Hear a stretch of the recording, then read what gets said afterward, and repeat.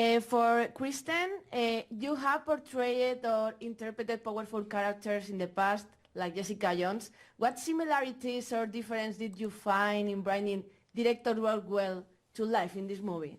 Well, it was very exciting for me to get to do stunts again, which I haven't done since Jessica Jones, not at that level. So day one, when I got off the plane in London to start the film, I went straight to stunt training and got on a wire, and the stunt team on this movie was just like top tier. So that was really fun. I think they were also excited to have me because they knew I had experience, and I was like, all right, let's get into it. I got to do flips, and I got to float around, and that was very fun for me. For Colleen, you have voiced tales in both video games and films. How has your approach to portraying this character evolved across different mediums? So I think my approach to Tails is always the same. To me, he is Tails. His characteristics are very similar. These films, though, he finds himself in very different circumstances, and it's much more serious, these films, than say Sonic Boom or some video games that are a little more broad, a little more silly. There's definitely humor in these, but this is a definitely more dramatic portrayal, I think, of Tails. So yeah, it's more about circumstances where he finds himself. For Krysten, working with animated characters present unique challenges.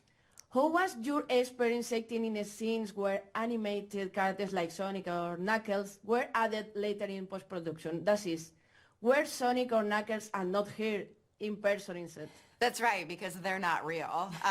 So I had done a movie with kids a couple of years ago called Nightbooks, and I worked with kids, and the kids go home every day at 5 o'clock. So I did my entire performance with tennis balls. So luckily I had that experience, or boot camp training, if you will, for this film, because it's the same thing. You're acting with an X on a C-stand or a tennis ball. There are the puppets there to give you that sense of like the shape and how it's going to feel, but then they remove them, and you act with a voice actor coming from somewhere else, and it's a unique skill, of course.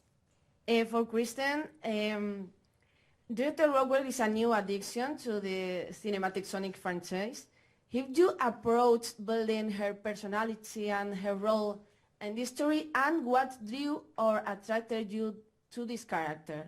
I loved that this character was going to have big action set pieces. She's very badass, very no-nonsense, this military vibe that I haven't done before. And I also was so excited to get to work opposite Jim Carrey, the king of comedy. So all of it was just like kind of a gift out of thin air. And I'm so thrilled to be a part of this huge, global, amazing franchise. Okay, and the last question for Colleen. In Sonic 3, Tails faces new challenge and is fully integrated into a Team Sonic. Yeah. What aspect of Tails' development were most exciting for you to explore, and how do you think the character has grown in these 3 movies?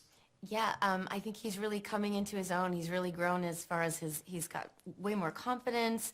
Not that he has to stand up to Sonic and Knuckles, but I feel like he's definitely on more even playing ground. You know, like he can stand, not like I said, not stand up to them, but he can speak his mind, and he can advise them in a way that he hasn't been able to do before, which is a really nice thing to see. And he's so helpful. Like, he helps everybody out of their sticky situations. He's, you know, the guy behind the scenes that's always there for them. Okay, thank you. Thanks for your time. Thank you. Thank you. Congratulations. Thank you very so much. much.